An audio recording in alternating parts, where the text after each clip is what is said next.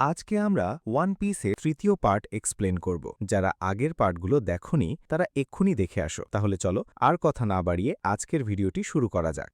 Video শুরুতে আমরা লুফিকে দেখতে পাই। নামি জানায় গ্র্যান্ড লাইন, যেখানে আমরা এখন যাচ্ছি জায়গাটা অনেক বেশি বিপজ্জনক। সেখানে যাবার আগে আমাদের অনেক খাবার আর অস্ত্র লাগবে। লুফি বলে নামি বলে কাছেই একটা আইল্যান্ড আছে, আমরা সেখানে গিয়ে কিছু অস্ত্র খুঁজে নিতে পারি। লুফি বলে অলরাইট, ঠিক আছে, সেখান থেকে কিছু মাংসও নিয়ে নেব, আমার অনেক ক্ষুধা লাগছে। এদিকে উসপ চিৎকার করে বলে পাইলটরা আসছে, নিজের জীবন বাঁচিয়ে পালাও। আর তখনই হঠাৎ সে হাসতে শুরু করে। উসব বলে কেমন লাগলো আমার মজা, কিন্তু তখনই কেউ একটা বাসন দিয়ে তার মাথায় আঘাত করে আর গ্রামের সবাই প্রতিদিনের মতো তার পেছনে দৌড়াতে শুরু করে। শালা সব মিথ্যা, এখান থেকে পালা, না হলে আজকে পিটুনি খাবি। উসব বলে আসো আমাকে ধরার চেষ্টা করো। গ্রামের সবাই তার পেছনে ছুটতে থাকে, কিন্তু উসব প্রতিবারের মতো এবারও কোথাও লুকিয়ে যেতে সক্ষম হয় আর গ্রামের লোকজন তাকে খুঁজে পায় না। উসব তখন ঘুমাচ্ছিল। ঠিক তখনই তার দুই শিষ্য পেপার আর ক্যারেট সেখানে আসে। এরপর তার তৃতীয় শিষ্য অনিয়ন দৌড়াতে দৌড়াতে এসে বলে, বস, একটা খারাপ খবর আছে, পাইরেটরা আমাদের ওপর হামলা করেছে। উসব বলে কি, সত্যি? অনিয়ন বলে, হ্যাঁ স্যার, এটা একদম সত্যি, ওরা ক্যাপ্টেন বাগির পাইরেটস, আমি তাদের পতাকায় ক্যাপ্টেন বাগির লোগো লিখেছি। উসব বলে, ও ম্যান শিট। এদিকে জোরো, লুফি আর নামি এই আইল্যান্ডে পৌঁছে যায় আর তখনই জোরো তার তলোয়ার বের করে বলে, লুফি সাবধান, আমাদের আশেপাশে কিছু লোক আছে। আর তখনই কেউ লুফির পায়ে আক্রমণ করে। সামনে তাকিয়ে তারা উসপের অনেকগুলো পতাকা দেখতে পায়। লুফি বলে, ওয়াও, এটা কত কুল, আমারও এমন একটা পতাকা চাই। তখন উসপ বলে, হ্যাঁ, আমি এই ভিলেজের ক্যাপ্টেন উসপ, আর যদি তোমরা এখানে থাকতে চাও তাহলে আমার সামনে মাথা নত করতে হবে। আমার কাছে মোট ৮০ মিলিয়ন সৈন্য আছে, তোমরা বাঁচতে পারবে না। নামি বলে, না, তুমি মিথ্যা বলছো। উসপ মনে মনে বলে, শিট, এই মেয়েটা তো অনেক চালাক, আমার মিথ্যা ধরে ফেলেছে। নামি বলে, হ্যাঁ, তুমি মিথ্যা বলছো, তোমার কাছে মাত্র ৩টে বাচ্চা আছে, তাও ছোট ছোট।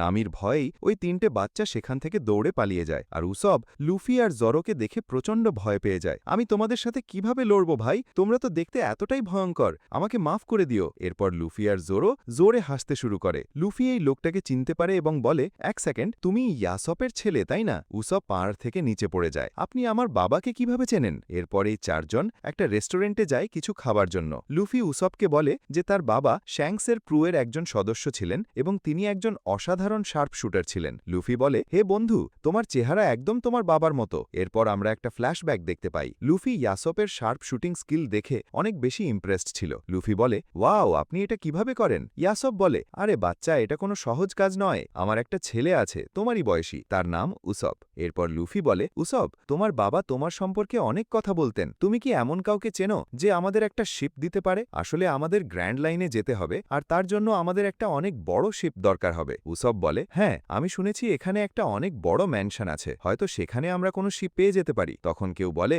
ওই ওদিকে যেও না, ঠিক আছে ভাই? আর একজন বলে, আমার কাজ হয়ে গেছে, আমি এখান থেকে যাচ্ছি। লুফি বলে, আরে এমন কি হলো? এরপর আমরা সেই ম্যানশনটা দেখতে পাই। এটা ছিল এই ভিলেজের সবচেয়ে বড় ম্যানশন। সেখানে কয়েকজন বডিগার্ড দাঁড়িয়েছিল আর ম্যানশনের ভেতরে একটা মেয়ে ছিল যার নাম মিস কায়া। উসব ম্যানশনের বাইরে এসে একটা গোপন ঝোপের রাস্তা দিয়ে কায়ার সাথে দেখা করতে ভেতরে ঢোকার চেষ্টা করে। কায়া বুঝতে পারে যে উসপ এখানে এসেছে। এরপর দুজন একে অপরের দিকে তাকায়। কায়া বলে, উসপ, তোমার সাথে দেখা করার অনুমতি আমার নেই, কিন্তু আমি তোমার সাথে দেখা করতে চাই। উসপ বলে, আরে এসবের পরোয়া কে করে? এরপর উসপ কায়াকে নিজের বানানো নকল সাহসিকতার গল্প শোনাতে থাকে, কিন্তু কায়া জানত না যে উসপ আসলে ১ নম্বরের ভীতু মানুষ এবং তার সব গল্পই মিথ্যে। এইদিকে রেস্টুরেন্টে এই ৩জন ছোট্ট পাইরেট পৌঁছে যায়। তারা বলে, তোমরা শোনো, ক্যাপ্টেন উসপ কোথায় আছে? আমরা জানি সে তোমাদের সাথেই আছে, তাড়াতাড়ি বলো, না হলে আমরা তোমাদের মেরে ফেলব। কিন্তু লুফি তাদের কথা ইগনোর করে বলে, আরে ভাই, মাংসটা কি দারুণ ছিল, খেয়ে তো একদম মজা হয়ে গেল। মাংসের কথা শুনে ওই ৩টে বাচ্চা ভয় পেয়ে যায়। তারা ভাবে, কি এরা কি আমাদের ক্যাপ্টেনকে খেয়ে ফেলেছে?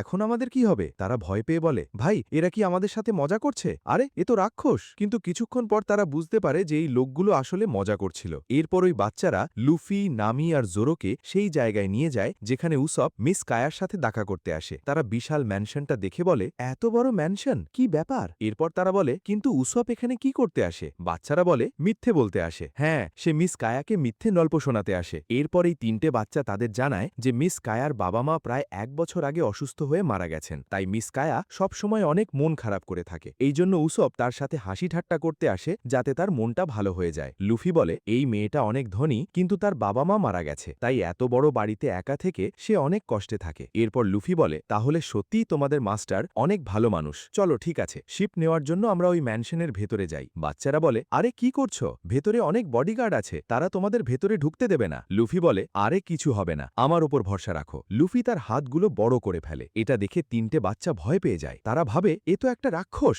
এরপর বডিগার্ডরা লুফির হাত ধরে ফেলে, কিন্তু লুফি তার হাত ছাড়িয়ে নিলে সবাই বাতাসে উড়ে গিয়ে ম্যানশনের ভেতরে ঢুকে পড়ে। এইদিকে কায়া আকাশে কিছু একটা উড়ে তার দিকে আসতে দেখে। কায়া বলে, উসব, আকাশে ওটা কি আসছে? উসব উপরে তাকিয়ে দেখে সবাই সেখানে এসে পৌঁছে গেছে। এরপর সবাই মাটিতে পড়ে গিয়ে প্রচণ্ড আহত হয়। কায়া বলে, আরে ওরা ঠিক আছে তো? উসব বলে, কায়া চিন্তা করো না, এরা সবাই নতুন রিক্রুট, আমার ক্রুতে যোগ দিতে এসেছে। কায়া বলে, তুমি চিন্তা করো না, ঠিক আছে? সত্যি আপনারা সবাই কি উসপের ক্রুতে যোগ দিতে এসেছেন? লুফি বলে, আরে না না, আসলে আমাদের একটা শিপ দরকার। ঠিক তখনই কায়ার বডিগার্ড সেখানে এসে যায়। সে বলে, এই উসপ, অনুমতি ছাড়া ভেতরে কিভাবে ঢুকলে? এর জন্য তোমাকে অবশ্যই শাস্তি পেতে হবে। এদিকে আমরা একজন অচেনা লোককে দেখতে পাই যে ভিলেজের ভেতরে ঢুকে পড়েছে। তার চোখে অদ্ভুত চশমা। লোকটা মুনওয়াক করতে করতে ভিলেজে ঢুকছে। এইদিকে কায়া তার বডিগার্ডকে বলে, ক্লাহাডরে, আসলে এরা। ক্লাহাডরে বলে, ম্যাম এক মিনিট, তুমি কে?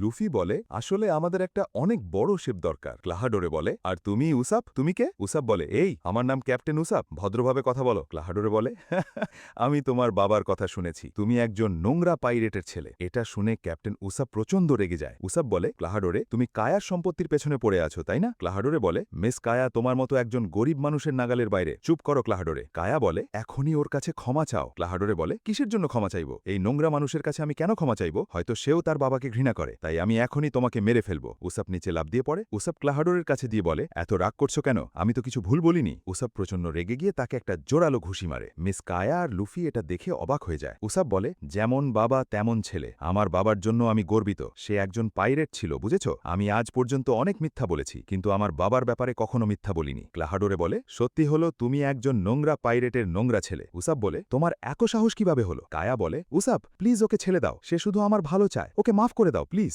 উসাপ থেমে যায়। উসাপ বলে, হ্যাঁ থামো, যদি তোমার মধ্যে সামান্য লজ্জা থেকে থাকে তাহলে এখান থেকে চলে যাও। আমি আজকের পর আর কখনো এখানে আসব না, আমার অনেক অপমান হয়ে গেছে। এরপর সে ক্লাহাডোরেকে গালি দিয়ে সেখান থেকে চলে যায়। লুফি বলে, তুমি পাগল নাকি? কিন্তু উসাপ চলে যায়। এদিকে মিস কায়া নিজের ঘরে বসে কাঁদতে থাকে। ক্লাহাডোরে কায়ার জন্য খাবার নিয়ে এসে তার পাশে বসে। সে বলে, মিস কায়া, আজও আমি সেই দিনটার কথা ভুলতে পারিনি যেদিন আমি এই বাড়িতে এসেছিলাম। এরপর আমরা একটা ফ্ল্যাশব্যাক দেখতে পাই। মিস কায়ার বাড়ির বাইরে একজন ভিখারি আসে এবং বলে, যেখানে কাজ করতাম সেখান থেকে আমাকে বের করে দিয়েছে, আমি ক্ষুধায় মারা যাব, প্লিজ আমাকে সাহায্য করুন। কায়ার বাবা বলেন, ওকে ভেতরে আসতে দাও। বডিগার্ড বলে, স্যার এভাবে কিভাবে তাকে ভেতরে আসতে দেব? সে তো একজন অচেনা মানুষ, বিপদ হতে পারে। কায়ার বাবা বলেন, না, আজ থেকে আমরা তাকে কাজে রাখব, আমাদের বাড়িতে বাটলারের চাকরি দেব। ক্লাহাডোরে বলে, মিস কায়া, আপনার কিছু হয়ে গেলে আমি নিজেকে কখনো ক্ষমা করতে পারবো না। আপনার মা বাবা নেই, তাই আপনার জন্য আমার অনেক চিন্তা হয়। কায়া বলে, কিন্তু তোমার উসাপের সাথে লড়াই করার কোনো দরকার ছিল না, উসাপ ভালো মানুষ, মনটা খুব পরিষ্কার। ক্লাহাডোরে বলে, হ্যাঁ ম্যাম, আমারও তাই মনে হয়। এদিকে জোরো, নামি আর ওই 2 বাচ্চা বসে থাকে, কিন্তু লুফি কোথাও চলে গেছে। ঠিক তখনই তাদের তৃতীয় সঙ্গী ওনিয়ন দৌড়াতে দৌড়াতে আসে। সে বলে,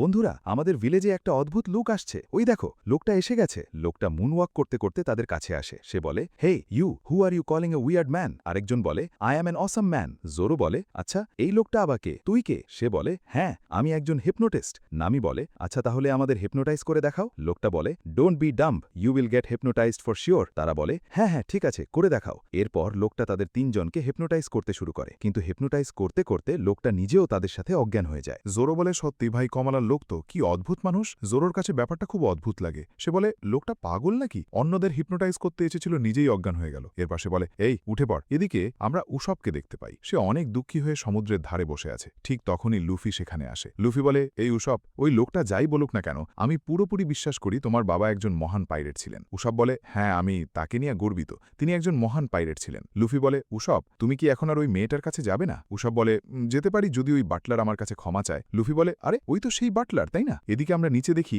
বাটলার সেখানে এসে গেছে এবং তার সাথে আরেকজন লোকও আছে। লুফি বলে, আরে লুকাও, এই বাটলার এখানে কি করছে? আর এই দ্বিতীয় লোকটাকে, এর সাথে তো আগে কখনো দেখিনি। নিচে বাটলার ওই হিপনোটিস্ট বলে, এই লোকটার নাম জ্যাঙ্গো, একজন হিপনোটিস্ট। আশা করি তুমি সব প্রস্তুতি নিয়ে ফেলেছ। জ্যাঙ্গো বলে, yes of course, I have done everything. Butler বলে, the rich girl assassination plan, আসলে তাদের প্ল্যান হলো মিস কায়াকে হত্যা করা। লুফি বলে, এই জ্যাঙ্গো, এটাকে মার্ডার বলো না, এটাকে একটা অ্যাক্সিডেন্ট বলো। জ্যাঙ্গো বলে, ঠিক আছে, কারো যেন আমাদের উপর সন্দেহ না হয়। বাটলার বলে, yes of course, it will be like an accident. Luffy আর উসব তাদের সব কথা শুনে অবাক হয়ে যায়। বাটলার বলে, ঠিক আছে, প্ল্যান অনুযায়ী তুমি মেয়েটা মারা যাওয়ার আগে তাকে হিপনোটাইজ করবে, তারপর তাকে দিয়ে একটা নোট লিখিয়ে নেবে, যেখানে লেখা থাকবে আমি আমার সমস্ত সম্পত্তি বাটলার ক্লাহাডরের নামে দিয়ে যাচ্ছি, বুঝেছ? এরপর সে বলে, তারপর আমি তার সমস্ত সম্পত্তির মালিক হয়ে যাব। মেয়েটার বিশ্বাস অর্জন করতে আমার পুরো ৩ বছর লেগেছে। আমি আমার জীবনের ৩টে বছর একজন বাটলার সেজে কাটিয়েছি। আসলে এই লোকটা ৩ বছর আগে একজন পাইরেট ছিল এবং তার এনকাউন্টার হওয়ার কথা ছিল, কিন্তু কোনোভাবে সেখান থেকে পালিয়ে যায়। ৩ বছর আগে এই লোকটা ক্যাপ্টেন কুরো নামে পরিচিত ছিল। কুরো বলে, ইউ ট্রুলি আর কুরো? আরেকজন বলে, আমাকে এই নামে ডাকবে না, এই নাম আমি ৩ বছর আগেই ছেড়ে দিয়েছি। সে বলে, গভর্নমেন্টও এই ব্যাপারে কিছু করতে পারবে না, কারণ মেয়েটাই নিজের হাতে সেই নোট লিখে যাবে। তারপর সমস্ত সম্পত্তি আমার হয়ে যাবে। এরপর আমরা জানতে পারি সম্পত্তি দখল করার জন্য এই লোকটাই মিস কায়াকে পুরো পরিবারকে হত্যা করেছে। কুরো বলে, alright, tomorrow we will kill that girl. Jango বলে, okay, just give me a signal and I will come. এদিকে লুফি আর উসব সবকিছু শুনে অবাক হয়ে যায়। উসব বলে, ইয়ার আমি কিছুই বুঝতে পারছি না। লুফি বলে, এটা ক্যাপ্টেন কুরো, সে তো ৩ বছর আগে মারা গেছে, সবাই এখনও মনে করে সে মারা গেছে। উসব বলে, আর এই লোকগুলো কাল কায়াকে মেরে তার সমস্ত সম্পত্তি দখল করবে। আমাদের কিছু একটা করতেই হবে, কায়া কাল মারা যাবে। এই লোকগুলোর জন্য আমি তাদের ছাড়ব না। লুফি বলে, খুব খারাপ হয়েছে। ঠিক তখনই লুফি দাঁড়িয়ে চিৎকার করে বলে, এই তোমরা যদি ওই মেয়েটাকে একটা হাতও দাও তাহলে আমি তোমাদের হাত ভেঙে দেব। কুরো বলে, ওয়ে, তুমি পাগল নাকি? ওরা আমাদের দেখে ফেলেছে। উসব বলে, আরে স্যার, আমরা তো এখান থেকে চলে যাচ্ছিলাম, আমরা কিছুই শুনিনি। নিচে কুরো জ্যাঙ্গোকে বলে, তোমার তো জানা আছে কি করতে হবে। জ্যাঙ্গো বলে, yes, I know what I have to do. এরপর জ্যাঙ্গো তার হিপনোটাইজ করার ডিভাইস বের করে। উসব বলে, লুফি, ওই অস্ত্রটার দিকে তাকিও না, কিন্তু লুফি তারপরেও ওই অস্ত্রের দিকে তাকিয়ে ফেলে। জ্যাঙ্গো লুফিকে হিপনোটাইজ করে দেয়। লুফি সহজেই হিপনোটাইজ হয়ে যায়, কিন্তু জ্যাঙ্গো নিজের হিপনোটিজমের কারণে হিপনোটাইজ হয়ে যায়। সে বলে, তোমার এই অভ্যাস এখনো যায়নি? লুফি পাহাড় থেকে নিচে পড়ে যায়। জ্যাঙ্গো বলে, oh man, I didn't mean to kill him, I think he died. Kuro বলে, ঠিক আছে, কাল আমাদের প্ল্যান শুরু হবে। কাল মিস কায়ার মার্ডার হবে, আর সেই মার্ডার একদম অ্যাক্সিডেন্টের মতো দেখাবে, তুমি কিছুই করতে পারবে না। এসব শুনে উসব গ্রামের দিকে দৌড়াতে থাকে এবং দৌড়াতে দৌড়াতে কাঁদতে থাকে। এটা খুব খারাপ হয়ে গেল। মিস কায়া আর উসবের একসাথে কাটানো কিছু স্মৃতি মনে পড়ে যায়। কয়েকদিন আগে উসব মিস কায়ার সাথে দেখা করতে গিয়েছিল তার মন ভালো করার জন্য, কিন্তু মিস কায়া তার উপর প্রচণ্ড রেগে যায়। নিজের কাজ নিয়ে থাকো, বুঝেছ, এখান থেকে চলে যাও। কিন্তু উসব জোর করে তাকে গল্প শোনাতে থাকে, আর গল্প শুনতে শুনতে মিস কায়া হাসতে শুরু করে এবং তার মন পুরোপুরি ভালো হয়ে যায়। উসব কাঁদতে কাঁদতে এসব কথা ভাবতে থাকে, আমি যদি আজ মিস কায়াকে বাঁচাতে না পারি তাহলে আমি নিজেকে কোনোদিন ক্ষমা করতে পারবো না। এদিকে আমরা নামি, জোড়ো আর ওইসব বাচ্চাদের দেখতে পাই যারা উসপের আসার অপেক্ষায় করছে। তারা বলে, আরে ইয়ার, লুফি কোথায় গেল? বাচ্চারা বলে, আসলে আমাদের মাস্টার যখন অনেক বেশি দুঃখী হয় তখন সে সমুদ্রের ধারে চলে যায়। ঠিক তখনই আমরা দেখি উসব দৌড়াতে দৌড়াতে সেখানে আসছে। তারা বলে, এই যে উসব, কিন্তু সে একা কেন আসছে? লুফি কোথায়? তারা বলে, উসব, লুফি কোথায়? কিন্তু উসব কারোর কথা শোনে না এবং সবাইকে ইগনোর করে দ্রুত ভিলেজের দিকে যেতে থাকে। নামি বলে, ওর কি হয়েছে? উসব ভিলেজের ভেতরে ঢুকেই সবাইকে চিৎকার করে সতর্ক করে বলে, সবার জন্য একটা খারাপ খবর আছে, এখান থেকে পালিয়ে যাও। কাল সকালে অনেকগুলো পাইলট এসে এই ভিলেজ ধ্বংস করে দেবে, সবাই পালিয়ে যাও। তখন অনেক ভিলেজার নিজেদের ঘর থেকে বেরোয় আসে, তাদের হাতে ঝাড়ু আর বিভিন্ন ধরনের অস্ত্র। তারা উসপের উপর রেগে যায়। আবার একটা মিথ্যে? কত মিথ্যে বলো তুমি? আজ তুমি বাঁচবে না। একজন বলে, তুই ১ নম্বরের মিথ্যেবাদী। আরেকজন বলে, যদি তুই ক্লাহাডোরে হতে তাহলে আমি তোর কথা বিশ্বাস করতাম, কারণ ওই লোকটা সবসময় সত্যি কথা বলে। এদিকে এটা শুনে উসব প্রচণ্ড অবাক হয়ে যায়, কারণ এই লোকগুলোর বাস্তবতা সম্পর্কে কোনো ধারণাই নেই। এদিকে আমরা মিস কায়ার ম্যানশন দেখতে পাই। সেখানে তার আরেকজন বাটলার তার জন্য একটা বিশেষ চশমা নিয়ে আসে। সে বলে, আপনি যেমনটা চেয়েছিলেন ঠিক তেমনটাই নিয়ে এসেছি। কায়া বলে, এটা কি কারোর জন্য গিফট? বাটলার বলে, হ্যাঁ ম্যাডাম, এটা ক্লাহাডোরের জন্য। কায়া বলে, কাল এই বাড়িতে তার ৩ বছর পূর্ণ হবে, আমি তাকে উপহার হিসেবে এটা দিতে চাই। এদিকে উসপের কোনো কথাই কেউ বিশ্বাস করছে না। উসপ বলে, আমি সত্যি বলছি, আমার কথা বিশ্বাস করো, আমি কসম করে বলছি, এবার আমি সত্যি কথা বলছি। কিন্তু কেউ তার কথা বিশ্বাস করে না। এরপর উসপ সেখান থেকে চলে যায়। এদিকে উসপের ৩ শিষ্য নামি আর জোরোকে সেই জায়গায় নিয়ে আসে যেখানে উসপ প্রায়ই আসত। সেখানে তারা লুফির টুপি দেখতে পায়। নামি নিচের খাদের দিকে তাকিয়ে বলে, পড়ে যেও না, এটা অনেক গভীর। ঠিক তখনই নামি নিচে তাকিয়ে পাহাড়ের নিচে লুফিকে দেখতে পায়। তো বন্ধুরা, এখানেই আজকের পর্বের সবচেয়ে বড় টুইস্ট। এতক্ষণ আমরা ভাবছিলাম লুফির কি হয়েছে, কিন্তু এখন নামি পাহাড়ের নিচে তাকিয়ে যা দেখতে পেল সেটা সত্যিই অবিশ্বাস্য। লুফি সেখানে পড়ে আছে, কিন্তু সে কি সত্যি মারা গেছে নাকি এখনও বেঁচে আছে? অন্যদিকে উসপ একা একা সবাইকে সতর্ক করতে গিয়ে নিজের গ্রামের মানুষের কাছেই মিথ্যাবাদী হয়ে গেল। অথচ এবার সে একটুও মিথ্যা বলছিল না। সামনে কুরোর ভয়ঙ্কর প্ল্যান, মিস কায়ার জীবন মারাত্মক বিপদের মধ্যে, আর সময়ও একদম শেষের দিকে চলে আসছে। সবচেয়ে বড় কথা, উসপ কি একা এই ভয়ঙ্কর পাইরেটদের বিরুদ্ধে দাঁড়াতে পারবে? আর লুফি যদি সত্যিই বেঁচে থাকে তাহলে সে কিভাবে আবার ফিরে আসবে? এই মুহূর্ত থেকে গল্পটা আরও ভয়ঙ্কর আর আরও ইন্টারেস্টিং হতে চলেছে। তাই পরের পর্বে কি হতে যাচ্ছে সেটা জানতে ভিডিওটা অবশ্যই লাইক করে চ্যানেলটা সাবস্ক্রাইব করে রাখো, কারণ পরের পর্বে শুরু হতে যাচ্ছে আসল লড়াই, আর সেখানে এমন কিছু ঘটবে যেটা তোমরা হয়তো একদমই আশা করছো না। তাহলে দেখা হচ্ছে পরের পর্বে, ততক্ষণ পর্যন্ত সবাই ভালো থেকো আর অবশ্যই সাবস্ক্রাইব করে আমাদের সাথেই থাকো।